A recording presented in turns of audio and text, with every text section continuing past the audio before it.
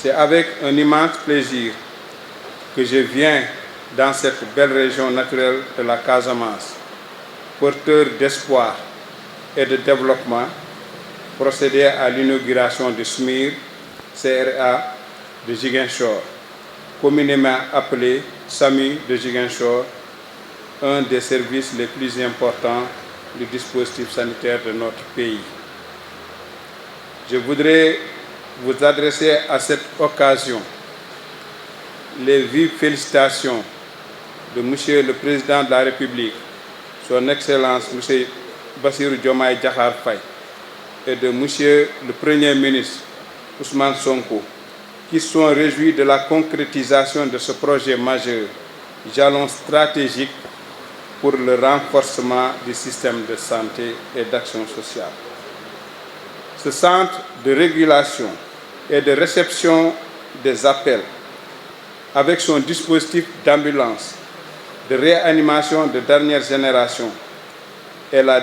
déclinaison du SAMI au niveau régional. Il est aujourd'hui facile de constater le déficit dans la prise en charge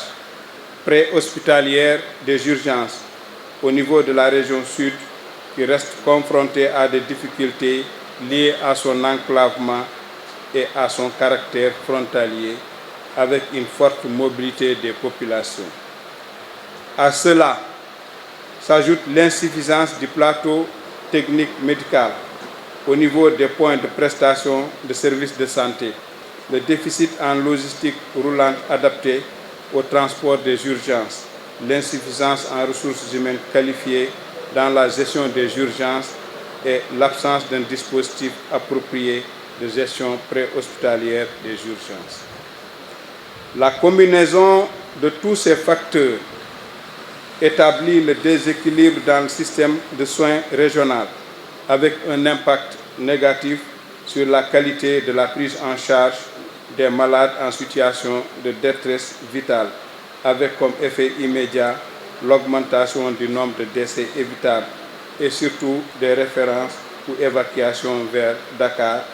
hors de portée de certaines populations de la région de Ziguinchor. Fort de cela, le ministère de la Santé et de l'Action sociale a inscrit en priorité dans le plan d'action prioritaire PAP le développement de la médecine préhospitalière et de la médecine d'urgence dans tous les pôles régionaux, conformément aux orientations issues des concertations nationales sur la prise en charge des urgences. Cette volonté a été concrétisée avec l'accompagnement du gouvernement du Grand-Duché de Luxembourg, qui a consenti un financement de 1,468,192 francs CFA, soit 1,656,310 € pour la mise en place de ce SAMU de Ziguinchor. Ce centre de régulation et de réception des appels, avec son dispositif d'ambulance de réanimation de dernière génération appelé SAMU Ziguinchor, fonctionnera comme le SAMU national. Tout ce que le SAMU fait à Dakar sera tout aussi mis en œuvre dans la région de Ziguinchor, même au-delà. Ce dispositif permettra de renforcer la coordination entre les postes de santé, les centres de santé et les hôpitaux de la région pour une prise en charge rapide des urgences et dans des conditions optimales, avec une flotte d'ambulances médicalisées, un personnel bien formé, capable de démarrer la prise en charge dans l'ambulance avant que le malade n'arrive à l'hôpital. Au-delà du transport médicalisé, les populations de la région pourront, dans des situations d'urgence médicale, appeler le 15-15 pour être orientées, accompagnées et prises en charge dans des délais très rapides par le personnel du SAMI. Ce dispositif du SAMI permettra ainsi de renforcer les délais et la qualité de la prise en charge des urgences à tous les niveaux, aussi bien dans la communauté que dans les structures de santé. Il contribuera à la réduction de la mortalité maternelle néonatale, à la mortalité des décès évitables liés à un retard dans la prise en charge des urgences à Ziguinchor.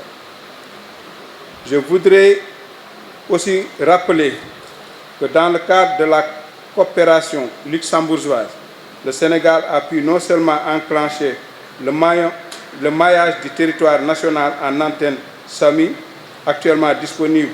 dans les régions de Saint-Louis, de Kaolack et de Diourbel, mais aussi réhabiliter des blocs opératoires des services de maternité et de pédiatrie de plusieurs hôpitaux au Sénégal. Merci d'avoir pris part à cette cérémonie. Le Sénégal est et restera notre priorité pour un développement inclusif d'un système de santé performant et sans exclusion ni discrimination. Je vous remercie de votre aimable attention et bonne et heureuse année 2025.